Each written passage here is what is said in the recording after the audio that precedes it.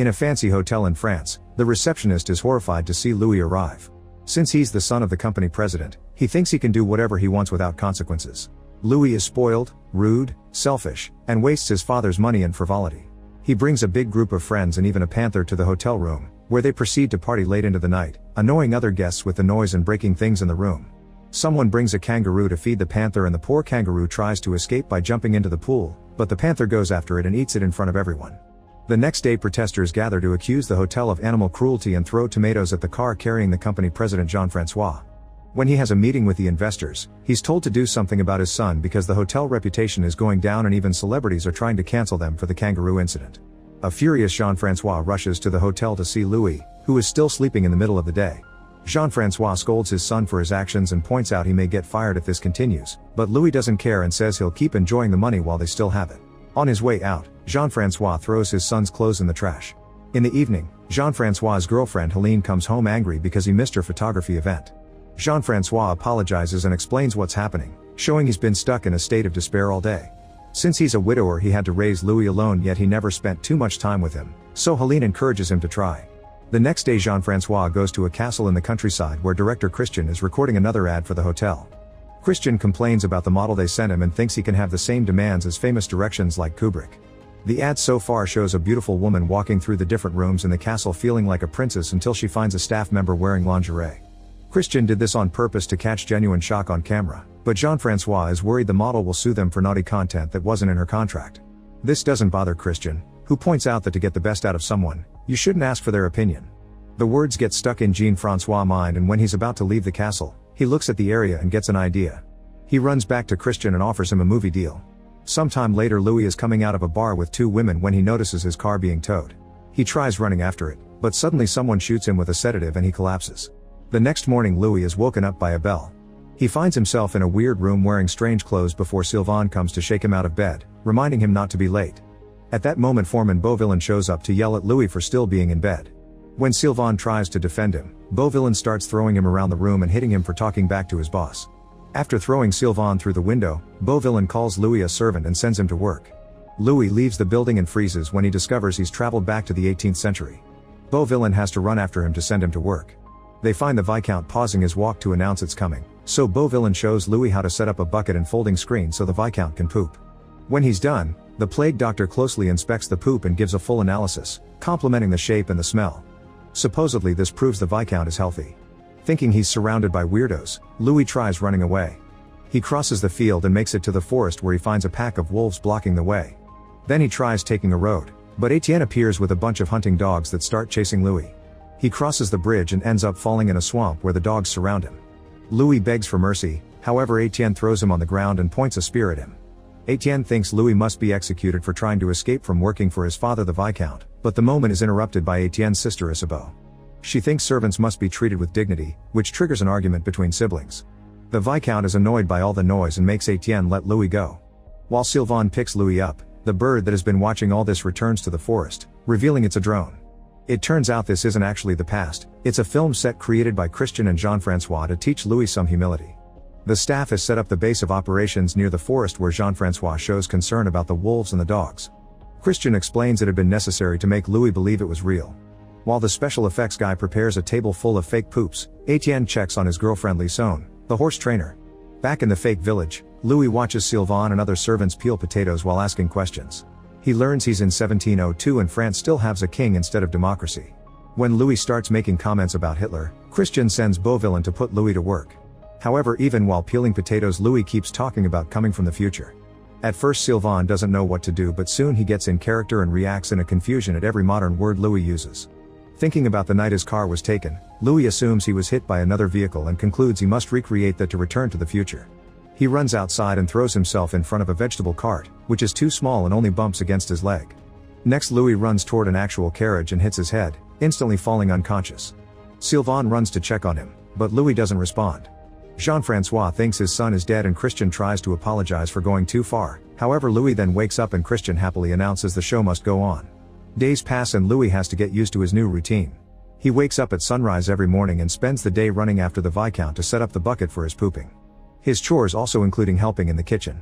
Instead of an actual bath, he must wash himself in a bucket. One afternoon Jean-Francois invites Helene to watch the plan unfold. In the stables, Louis finds Isabeau, who is crying because her father wants her to marry an old rich man she doesn't like. She says she wants to experience love with a young man even if he's a servant, clearly flirting with Louis. However, Louis thinks she's lucky because she can marry the old rich man and wait for him to die soon, then she'll get all the money and do whatever she wants. Then he just walks away. After watching this, Christian becomes frustrated since his supposedly perfectly written love story is failing. On the other hand, Helene is disgusted by this plan, calling it experimenting on a human being. Back to Isabeau, she tries to get on her horse but the animal starts freaking out. Louis watches this but does nothing to help, saying he doesn't know anything about horses. Lysone arrives to help and her skirt accidentally goes up, revealing she's wearing a thong. When Louis notices, he runs to Lysone and tackles her to the ground, trying to check under her skirt to confirm it was real. However, when he manages to open her legs, he's shocked to see she's wearing no underwear. Lysone kicks him off before turning around to smoothly hide the thong she just took off. While Christian angrily yells at the staff for the wardrobe mistake, Helene scolds Jean-Francois for treating Louis like an object that can be forced into change and announces she's leaving. However, Jean-Francois makes her stay when he discovers that Louis is looking for Lysone to apologize. The staff rushes to get Lysone ready, ignoring her protests when she points out she's a horse trainer and not an actress. Louis knocks on her door and the staff makes her wait a few seconds before opening so he can suffer through his guilt. As soon as she goes out, Louis apologizes for the incident, and Lysone responds that him touching her means they must get married. Louis almost freaks out but Lysone clarifies it was a joke and leaves. Seeing Louis being thoughtful on the screen, Christian announces the experiment is a success and even Helene is a bit impressed. During lunch, Christian and Jean-Francois explain to Helene their plan to make Louis fall in love with Isabeau so he can start a better life. Helene thinks they're idiots because Louis clearly likes Lysone, but her ideas are ignored. Sometime later, Sylvain drags Louis to a traditional festival in the forest. Louis hates the old-style music and teaches the band to play a modern song. Then he convinces everyone to get in a conga line. Jean-Francois gets emotional because this matches a moment from a birthday party Louis had as a kid. Isabeau attends the festival as well and asks Louis to teach her how to have fun before she gets stuck in an unwanted marriage forever, but Louis ignores her and goes looking for Lysone instead. Helene points out she was right about Louis' feelings, yet Christian refuses to give up. Sylvain is sent to tell Louis that Lysone is at the river, however he finds Isabeau pretending to drown. He immediately jumps in the water to save her and carries her in his arms. Isabeau keeps on trying to flirt with him, but Louis just drops her in her carriage and leaves. Christian begins freaking out over another failure, so Helene takes over the directing for now. By nighttime, Louis finally finds Lysone, who didn't attend the festival at all. Following Helene's instructions, Lysone tells Louis that she does believe his story about the future. Louis is delighted and takes Lysone for a walk, during which he explains many concepts like phones and planes. He even takes a bite from an apple to show her the logo he had on his phone, saying it was the company's coat of arms. Lysone is amused until Louis begins talking very badly about servants, blue-collar jobs, and the public transport. She calls him out for his attitude and reminds him he spends the day carrying the Viscount's poop before she storms off. Seeing this, Christian mocks Helene for thinking her idea would do any better. The next day, Lysone apologizes to Helene for failing her and explains she has to deal with spoiled rich brats every day at the ranch she works at. Helene understands and tells her she doesn't have to get into a romance plot with Louis, just help him grow. Christian is still annoyed, so Jean-Francois assures him he's still in control and Helene is just a consultant. When Lysone tells Etienne that she'll keep acting as Louis' friend, Etienne freaks out thinking she'll have to kiss him or worse. However, Lysone thinks his jealousy is a lie and Etienne is actually angry that she's obtained a more prominent role than him. That night, Louis asks Sylvain how to romance a woman the old-fashioned way. Sylvain tells him he must be like a bear and release all his raw masculinity, then he proceeds to teach him the bear dance. It's very naughty but also absolutely ridiculous. The next day, Louis sings a song for Lysone using her name and many compliments, also apologizing for his attitude. He does the dance while he sings, actually making her laugh and impressing her with his sincerity. Afterward, Louis thanks Sylvain for being a true friend, even calling him brother. In the middle of the night, Jean-Francois dresses up as the Viscount to sneak in Louis' room to watch him sleep. Sylvain sees him and points out this may ruin the plan, which triggers an argument. It's all the angry whispering that wakes Louis up and Jean-Francois has to hide his face with his jacket. Louis is still sure he's seeing his father, so Sylvain has to hit him to knock him out. Then an angry Christian has to enter the set to drag Jean-Francois away by force. The following day, Louis tells Sylvain he hit his head while sleeping and dreamed about his father. Beauvillain informs the Viscount that Etienne and his friends got in trouble in the city, so the king wants Etienne to be properly punished. The Viscount talks to Louis in private and asks him to pretend to be Etienne to take the punishment in his place. If Louis accepts, the Viscount will give him his own farmland and permission to marry anyone he wants. At first, Louis says no, but he changes his mind when he realizes this could mean marrying Lysone. A few hours later, Louis is in a cage pretending to be Etienne. All the locals are angry that Etienne is ruining their town's reputation in the king's eyes, so they throw trash at Louis in protest. He's taken to the scaffold and a masked man proceeds to repeatedly whip his rear while the crowd asks for more.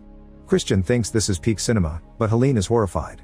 Afterward, Louis goes to see the Viscount but instead finds Etienne, who forces him to sit down regardless of his pain. Etienne says his father is gone and he chooses not to give Louis the promised reward before throwing him off the chair. Forgetting he's supposed to be acting, Etienne accuses Louis of wanting to take Lison from him and mocks him for being a servant while throwing wine at his face. Helene is horrified again, but Christian thinks this makes for a good twist and allows it. Then Louis stands up and looks like he's about to rebel against Etienne only to leave the room.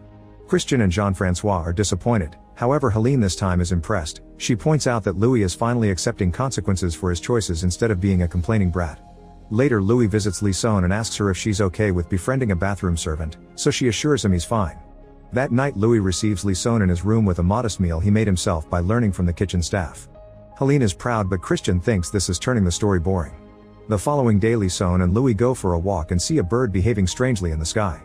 Since it's the drone malfunctioning, Christian asks for a distraction.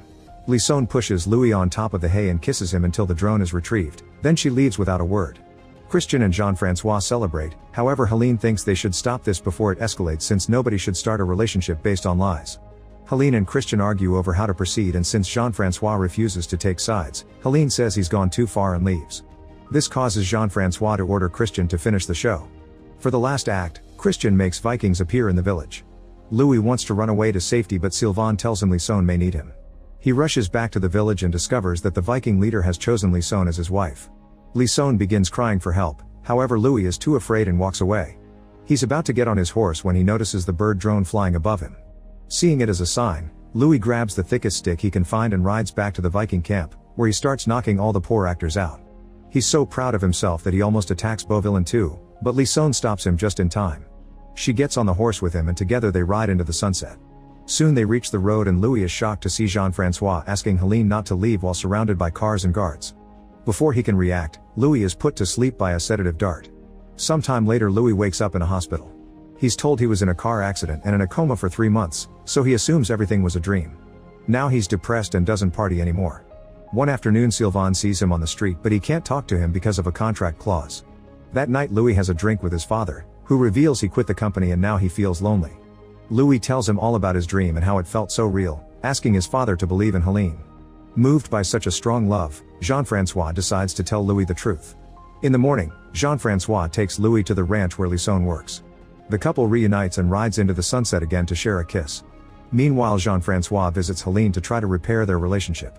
Sometime later Christian begins a new business by putting rich kids in historical sets to teach them a lesson.